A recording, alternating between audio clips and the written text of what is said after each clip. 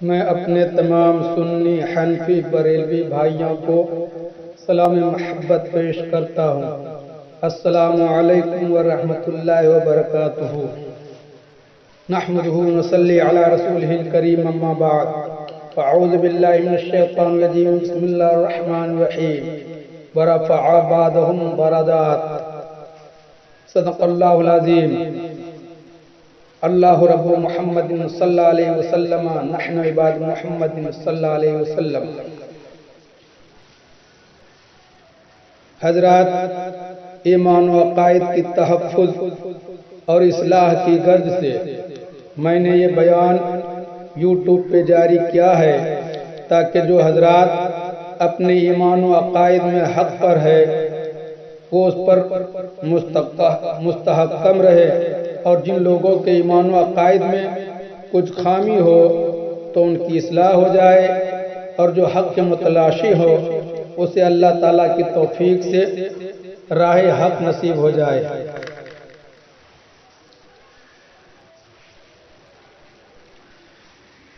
سامعین، میں نے اپنے اس بیان کو 3 رخ پر رکھا ہے۔ پہلے رخ میں قرآن و حدیث سے عقیدہ و ایمان کو ثابت کیا ہے، دوسرے رخ میں دیوبندی وہابی کی بدعقیدگی و گمراہی کو ظاہر کیا ہے، اور تیسرے رخ میں دیوبندی وہابی کا اصل چہرہ پیش کیا ہے۔ اب بیان کا پہلا رخ سماعت فرمائیے۔ اللہ تبارک و تعالی فرماتا ہے، وَرَفَعَ بَعْضَهُمْ دَرَجَاتٍ۔ ان رسولوں میں بعض وہ ہے جن کو اللہ تعالیٰ نے درجوں بلند کیا ہے۔ آیت پاک کا صاف مطلب یہ ہے کہ اللہ تبارک و تعالیٰ نے اپنے حبیب پاک جناب محمد رسول اللہ صلی اللہ تعالیٰ علیہ وسلم کو بہت بلندیاں دی ہے، بہت بلند کیا ہے۔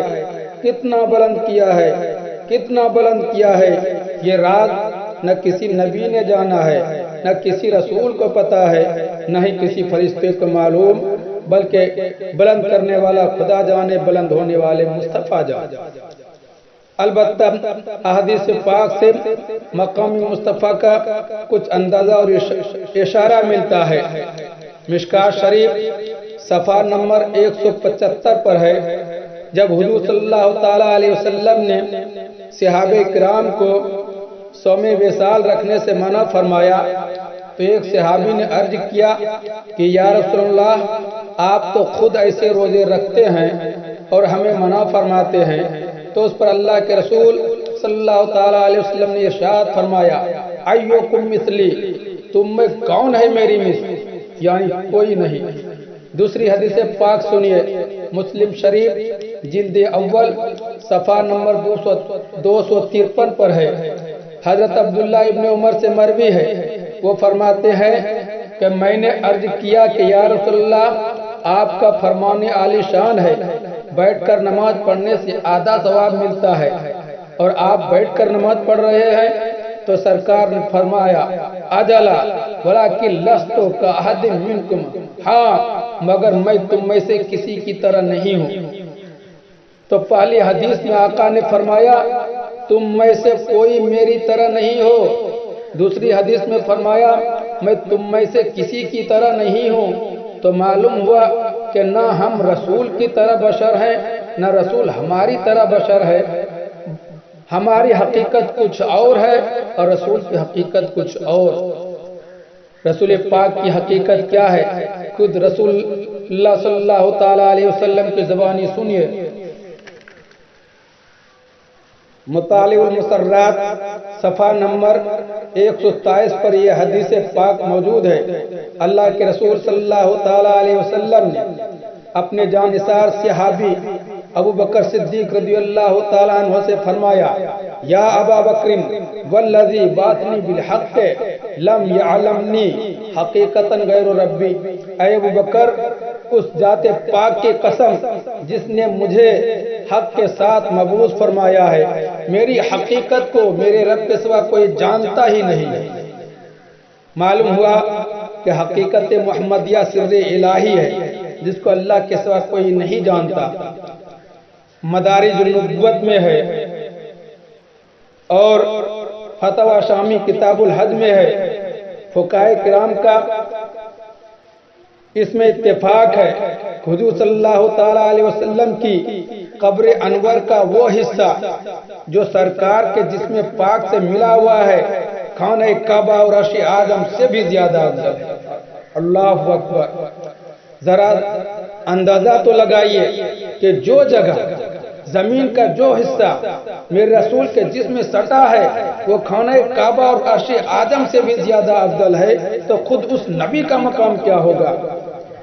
شاعر کہتا ہے، ہزاروں جبرائیل الجھے ہوئے ہیں گرد منزل میں، ہزاروں جبرائیل الجھے ہوئے ہیں گرد منزل میں، نہ جانے کس قدر اونچا ہے کاسانہ محمد کا۔ لیکن پیارے مصطفیٰ کی جس بلندی کو کسی فرشتے نے بھی نہ جان سکا، پیارے مصطفیٰ کی جس بلندی کو کسی فرشتے نے بھی نہ جان سکا، جس کی حقیقت خدا کے سوا کوئی جانتا ہی نہیں، جن کی یہ شان کہ خانہ کعبہ اور عرش اعظم سے بھی افضل و اعلیٰ ہے، اسی نبی کے بارے میں دیوبندی علماء کا کیا عقیدہ اور ایمان ہے، اب دوسرے رخ میں سماعت کرے۔ نقل کفر کفر نباشت۔ سارے دیوبندیوں وہابیوں کا گرو گھنٹال مولوی اسماعیل دہلوی اپنی کتاب تقویت الایمان کے صفحہ 70 پر لکھتے ہیں، جتنے اللہ کے مقرب بندے ہیں، خواہ انبیاء ہوں یا اولیاء، وہ سب کے سب اللہ کے بے بس بندے ہیں اور ہمارے بھائی ہیں۔ اسی کتاب کے صفحہ 65 پر لکھتے ہیں، تمام انبیاء و اولیاء اس کے سامنے ایک ذرہ سے بھی کمتر ہے۔ اسی کتاب کی صفحہ 41 پر لکھتے ہیں، ہر مخلوق چھوٹا ہو یا بڑا، ہر مخلوق بڑا ہو یا چھوٹا، وہ اللہ کے شان کی آگے، وہ اللہ کی شان کے آگے چمار سے بھی زیادہ ذلیل ہے، معاذ اللہ۔ دیوبندیوں کا دوسرا مولوی قاسم نانوتوی اپنی کتاب تحذیر الناس صفحہ 8 پر لکھتے ہیں، انبیاء اپنی امت میں اگر ممتاز ہوتے ہیں تو علوم ہی میں ممتاز ہوتے ہیں، باقی رہا عمل تو اس میں بسا اوقات بظاہر امتی مساوی ہو جاتے ہیں بلکہ بڑھ جاتے ہیں۔ ان کا تیسرا مولوی اشرف علی تھانوی حفظ الایمان صفحہ نمبر 15 پر لکھتے ہیں، ایسا علم گئے، یعنی رسول اللہ صلی اللہ علیہ وسلم جیسا علم تو جانوروں، پاگلوں، چوپایوں بلکہ ہر بچے کو حاصل ہے۔ اس کا چوتھا مولوی خلیل احمد امبیٹوی براہین قاطیہ صفحہ نمبر 51 پر لکھتے ہیں، اے شیطان کا علم نبی صلی اللہ علیہ وسلم سے زیادہ ہے، نعوذ باللہ۔ یہ سب باتیں ان دیوبندی ملاؤں نے کس کے لیے کہا ہے؟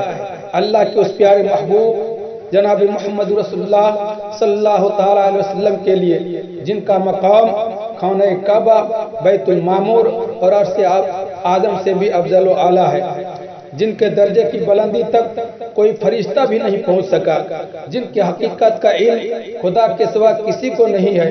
اللہ کے اسی محبوب پیارے مصطفیٰ کو بالکل بے بس مجبور اپنے بھائی کی صف میں لے آیا۔ اللہ کے اس محبوب کو ذرہ کمتر اور چمار سے زیادہ ذلیل کہہ دیا۔ پیارے مصطفیٰ سے ایک ادنی امتی کے درجے کو بڑھا دیا۔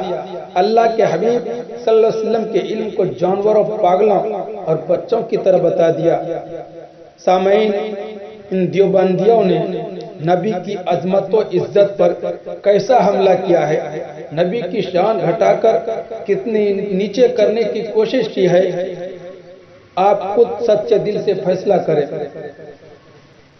اب بیان کا تیسرا رخ سنیے۔ دیوبندی عالم کی کتاب جس کا نام ان لوگوں نے حکایت اولیاء رکھا ہے، اس میں دیوبندی دھرم کے بزرگوں کی کہانی گڑھا ہے۔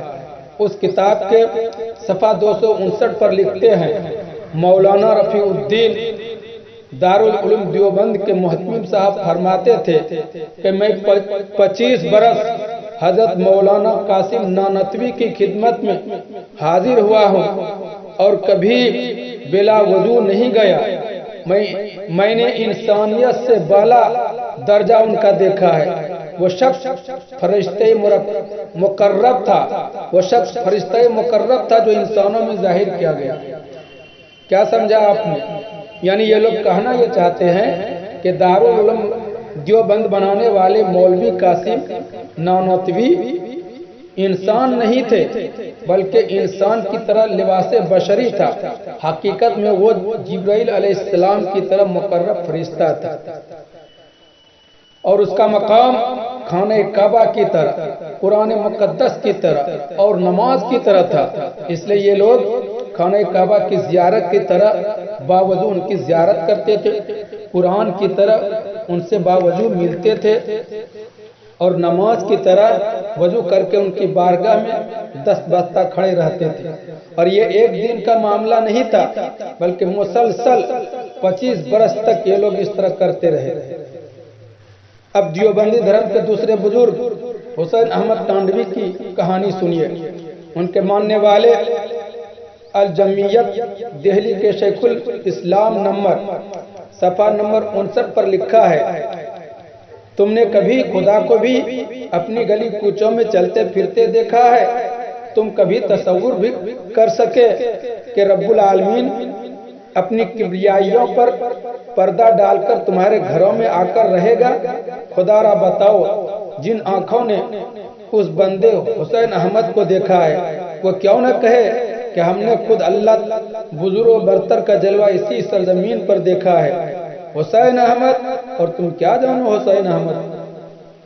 سامعین، حسین احمد ٹانڈوی کے ماننے والوں نے تو حد ہی کر دی، حسین احمد کو خدا ہی مان لیا، جو سب شرک و کفر سے بڑھ کر شرک ہے۔ اب ان کے تیسرے بزرگ رشید احمد گنگوئی کی کہانی سنیے۔ ان کا مرید خاص محمود الحسن صدر مدرس دارالعلوم دیوبند نے اپنے پیر و مرشد رشید احمد کی شان میں یہ شعر لکھا ہے، مردوں کو زندہ کیا، زندوں کو مرنے نہ دیا، مردوں کو زندہ کیا، زندوں کو مرنے نہ دیا، اس مسیحائی کو دیکھے زری ابن مریم۔ اس شعر میں محمود الحسن نے اپنے پیر صاحب کو عیسیٰ پیغمبر سے بڑا مان لیا ہے کہ عیسیٰ علیہ السلام تو صرف مردوں کو زندہ کرتے تھے، اور رشید احمد گنگوئی مردوں کو زندہ بھی کرتے تھے، اور زندہ جو ہوتے تو ان کو مرنے نہیں دیتے تھے، یعنی عیسیٰ علیہ السلام سے بڑھ کر تصرف کرتے تھے۔ سامعین، شاید آپ لوگ چونک گئے ہوں گے، حیرت میں ڈوب گئے ہوں گے، لیکن میں کہتا ہوں حیرت کی کیا بات ہے؟ نبی کی توہین کرنا، رسول کی گستاخی کرنا تو دیوبندی علماء کا کام ہی ہے۔ ان کے مدرسے میں پڑھایا ہی یہ جاتا ہے کہ انبیاء اولیاء کی شان کو خوب گھٹاؤ، اور اپنے گھر کے عالم و بزرگ کی شان کو خوب بڑھاؤ۔ ان دیوبندی ملاؤں نے انبیاء اولیاء کی شان کو اتنا گھٹانے کی کوشش کی کہ چمار سے بھی زیادہ ذلیل کہہ دیا، اور جانوروں، پاگلوں اور بچوں کو صف میں لے آیا، اور اپنے علماء بزرگ کی شان کو اتنا بڑھانے کی کوشش کی کہ کسی کو انسان سے بڑھ کر مرکب، کسی کو انسان سے بڑھ کر مقرب فرشتہ بنا دیا، کسی کو خدائیت کا درجہ دے دیا، تو کسی کو عیسیٰ علیہ السلام پر فوقیت دے دیا۔ کہاں ہے دیوبندی مذہب کے ماننے والے؟ کہاں ہے دیوبندی مسلک کی سپورٹ کرنے والے؟ میں آپ لوگوں کے سچے دل اور ضمیر کا فیصلہ چاہتا ہوں کہ کیا دیوبندی مذہب میں کوئی سچائی ہے؟ کیا ایسا گستاخی کرنے والا، ایسا عقیدہ رکھنے والا، اس طرح کا ذہن رکھنے والا کبھی مسلمان ہو سکتا ہے؟ نہیں، ہرگز نہیں۔ تو پھر لگائیے دیوبندی مذہب کو جوتے کی ٹھوکر، اور برسائیے دیوبندی علماء کے سروں پر جوتے چپل، جس نے آپ کے ایمان کو لوٹا ہے، آپ کو بری طرح گمراہ کیا ہے۔ اللہ تبارک و تعالیٰ سے